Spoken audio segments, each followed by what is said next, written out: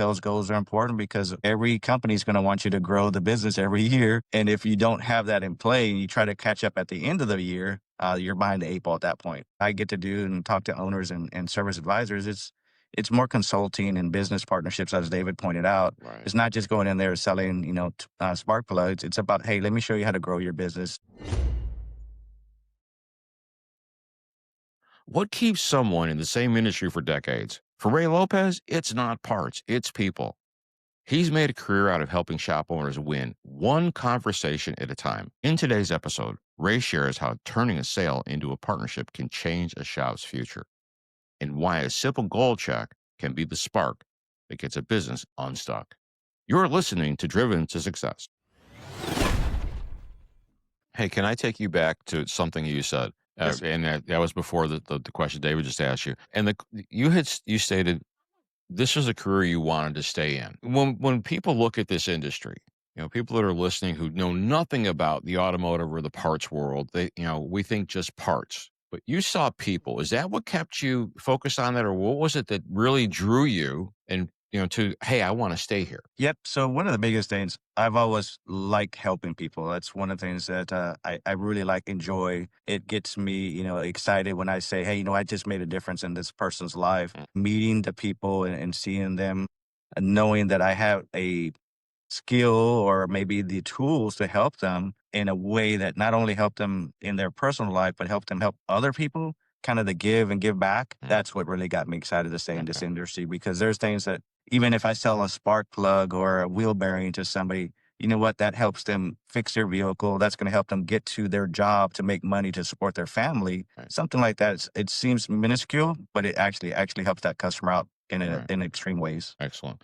If you were to talk to somebody that was either A, in school, B, looking at this industry, what would you tell them to expect? And what would you tell them on how to work? That's a good question. So, I'm kind of old school where the biggest thing I tell people, and I tell my children the same thing, is I live by the rule. Hey, if you're 15 minutes early, you're still late. You got to make sure you show up on time. One thing that I pride myself on too is always being presentable. That's a big part of go to market with everybody. So if you're going to do anything, you want to look the best, the sharpest at whatever you can do. Right. Even if you wear jeans and a t-shirt, make sure you have a belt, make sure you have your shirt tucked in. Right. But the discipline is the biggest thing that I tell people. You have to discipline yourself. You have to challenge yourself, put goals out there that are very high, not something that's very easy to attain, but something that's maybe even further than you think you can attain. And if you get there, great. If you get halfway, that's even better. I mean, because now you're exceeding the expectations of what just a minuscule job could be. So goal setting is important. Absolutely. Stretching yourself is important. Let's say you set a sales goal for the year and you only hit 75% of that. Does that discourage you or does that encourage you for the following year? So it does a little bit of both for me, right? Because I get disappointed because I didn't make my goal, but that gives me a lot of opportunity to review what I missed on, Mhm. and then gives me conversations to go talk to my service centers. A lot of the service centers that I talk to that maybe decrease in sales or I missed the goal on their particular service center is I talk to them about other opportunities. Stocking programs and things of that nature are Mhm. elements that can help them grow their business. Right now in this economy, we hear a lot of service centers are saying their business is down, they're slow. But that gives me a lot of opportunity to talk to them about doing things to improve their business and how to market themselves out there. Ask them, what are you doing to drive customers in? So those are things that I can help them out with. Something as simple as a filter stocking program or shop supplies that they didn't have that they're buying individually, paying more, Right. and maybe waiting for things that they shouldn't have to. So it's for me, it's making goals for myself, but also helping service centers as well. Do you see people that are your peers not set goals? I've seen that happen. Some Yeah. that are Yeah. content. Yeah. And so if you were to look at two different people, let's say whether it's a peer or whether it's a shop owner, because we got shop owners and technicians listening to this, why is it important to set goals? I like to call them objectives, but why is that important? I mean, it's important to know. I always tell everybody you got to know where the finish line is, where you want to get past, right? If you're just living day by day, that's not going to get you where you need to go. Again, when it comes to economy, we know there's inflation. You got to take that into account. When it comes to service centers, some of the business partnership that we talk about is I have to talk to the owners that were maybe previously technicians don't really have an idea about how some businesses work. And I don't mean that in a bad thing, but I'm saying, when they have shop supplies and things of that nature, if they're not putting it on the invoice for their customers, they're starting off in the negative. I've had some shop owners that I sat with and told them, hey, you know what, how many shop supplies do you buy in a year? They don't know. We look at it, it's about $10,000. I said, okay, well, now you got to add that to your customer base because that's money that you're putting in the customer's vehicles. And let me show you how to make sure that you captivate that. Right. And when it comes to other colleagues, sales goals are important because every company is going to want you to grow the business every year. And if you don't have that in play and you try to catch up at the end of the year, you're behind the eight ball at that point. Right. Well, from a coaching position, thank you for taking the time to share with shop owners the importance of that because sometimes when I had my shop as an owner, you're right. I didn't come from the business world. I came from the bays. And the challenge with that is, I didn't really know everything that I needed to know, and most of us don't. But you took the time to share with these guys. You know what? Make this one little change. It's amazing how it adds up over the year, isn't it? Absolutely. I talked to him about shop supplies. I talked to him about labor rates. I mean, that's another thing that sometimes I've talked to service centers that had the same labor rate for 5 years. An Mhm. economy, you can't do that. You have to make sure you grow with the economies. It's fun. Like I said, the great thing about what I get to do and talk to owners and service advisors, it's more consulting and business partnerships, as David pointed out. Right. It's not just going in there selling, spark plugs. It's about, hey, let me show you how to grow your business. That way, I always tell them the way I work, it's a team effort. I help you, you help me, and we help the customer. The customer is the end result. But of course, we all need each other to make sure that happens. No, it's not just selling parts. So, Mhm. David, yeah, you want to talk about the service center program?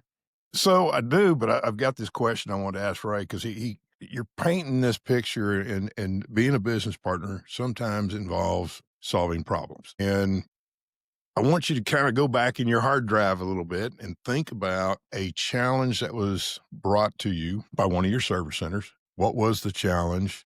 And, in the very beginning, you or the company or both was a zero. And how did you turn that into, being a hero? So think about, over the last couple of years, what was put on your plate, a very specific situation. If you don't mind sharing that with us and let us know how you identified, how you came up with a solution, and what was the final outcome. Yeah, I mean, for me, I think that comes to some of the banner programs that I've been able to offer customers, which I think a lot of our service centers know about banner programs. I can remember particular a couple of customers that were new to the industry, built a brand new shop.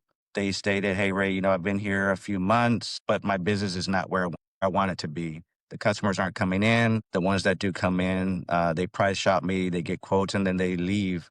I need some assistance on helping get those customers to come in, to stick here, and to buy from me." So the biggest solution that I provide to a lot of my service centers are the banner programs, which have elements to help them market. That's one of the biggest things that I feel is this particular service center I was talking about didn't know how to market himself. I mean, he put some signs outside that were handwritten that looked like maybe my 5-year-old wrote them, but didn't look very professional, right? So we got them in a marketing program that showed them how to market their business, how to attract customers. As we know, a lot of customers these days, they go to get repairs done, and all that service center pretty much does is fixes it and gives them their keys, and they're on their way. But I Right. showed them, hey, if you can market this where you're giving something back to the customer to attract, just I told them, thinking about it in your personal life. If you have a credit card that has rewards and a credit card that doesn't, which one do you tend to use? Well, I mean, the rewards, if you can get something out of buying something, that helps you. So some of the banner programs that I've sold to customers have incentives like free roadside assistance, nationwide warranties, things like that are very helpful. So marketing has been one of the key components that I utilize to help our service centers grow. I always use real life examples and talk about, hey, when you buy a Mhm. TV, or a very expensive appliance that you're paying a lot of money for, don't you always get the warranty? They say, absolutely. It makes a huge importance to me. Same thing with automotive repairs. I mean, they're going to do a huge automotive repair. Wouldn't the customer feel more comfortable they had a nationwide warranty to back that up? I said, that's how you got to think about it. Thinking about it in that kind of terms. So when they join the banner program, I've seen them increase their sales. I've seen them market themselves and start doing Facebook and all kinds of other things that actually attracts customers to come in. And Ray, you're absolutely spot on. And what Ray was talking about, for those of you that are listening, he kept talking about the banner program. And what is a banner program? So within the Pronto network, we have developed a banner. We got multiple brands out there, but a banner program is really tying a specific service center and having that specific service center commit to us. And one of the commitments they give back to us is committing to a warranty. So a big piece of our banner program is to provide a nationwide warranty. 2 years, 24,000 miles, 3 years, 36,000 miles on every one of their repairs. As Ray was talking about, how do we make our service centers look bigger? Well, our service centers are now, nationwide. Even if it's a single location, we can help them cover that car no matter which one of the 50 states or even into Canada if they have an issue. The Banner program has about 35 components in it, and it was all these items that came to us from our service centers. Hey, Dave, can you help me be a little bit different than every shop up and down the street? And as Ray mentioned, some marketing components, or hey, how can you help me, get the word out who I am, or uh, hey, help me with my technicians. I mean, these cars are crazy nowadays. How can you help with training? So we built a huge training portal. All the items within a banner shop program, and we've got several different brands, the Parts Plus Car Care Center, the Pronto Auto Service Center that's out there, is absolutely designed to give that toolbox to Ray, and then Ray takes it out there and promotes it and presents it to the service centers. And then he's looking for specific components out there that are going to enhance that service center based on the service center's needs. Every service center is different. They all have different needs out there. Maybe a lot of them do the training. However, one may have a very specific need to have digital marketing. One may have have a specific need. Help me help my customers pay for these repairs.